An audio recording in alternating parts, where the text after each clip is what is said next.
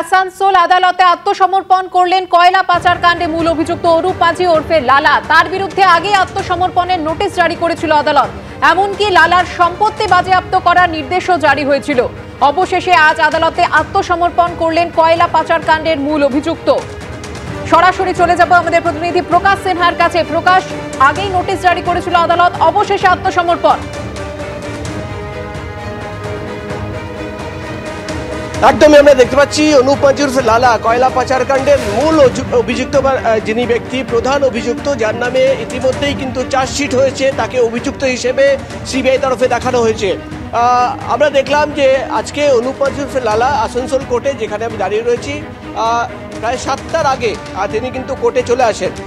আমরা আইনজীবীদের সঙ্গে কথা বলেছি, তিনি সারেন্ডার করেছেন, অর্থাৎ অনুপ মাঝি ওরফে লালা, যার নামে সিবিআই চার্জশিট করেছে, যাকে প্রধান অভিযুক্ত হিসেবে দেখানো হয়েছে, তিনি কিন্তু আজকে কোর্টে সারেন্ডার করেছেন। আমি সন্দীপকে বলবো ছবি দেখাতে। তুমি দেখতে পাচ্ছ আসানসোল কোর্টের 4 তলায় যে সিবিআই স্পেশাল কোর্ট রয়েছে, সেই স্পেশাল কোর্টের ভেতরেই কিন্তু এই মুহূর্তে অনুপ মাঝি ওরফে লালা তাকে বসিয়ে রাখা হয়েছে এবং সিবিআই এর আইনজীবীরা, অনুপ মাঝির আইনজীবীরা, তারা কিন্তু সেখানে রয়েছেন।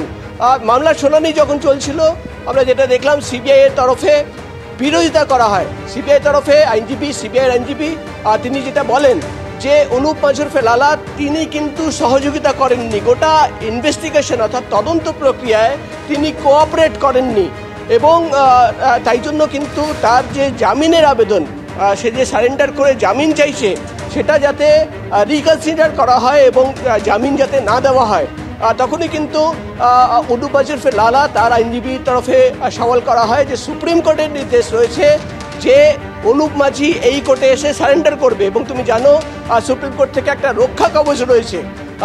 তুমি জানো আসানসোল কোর্ট এর আগে কিন্তু প্রোক্লামেশন নোটিশ ইস্যু করা হয়েছিল, অর্থাৎ সম্পত্তি বাজেয়াপ্ত করার যে প্রক্রিয়া, সেই প্রক্রিয়া শুরু করেছিলেন সিবিআই এর গোয়েন্দারা।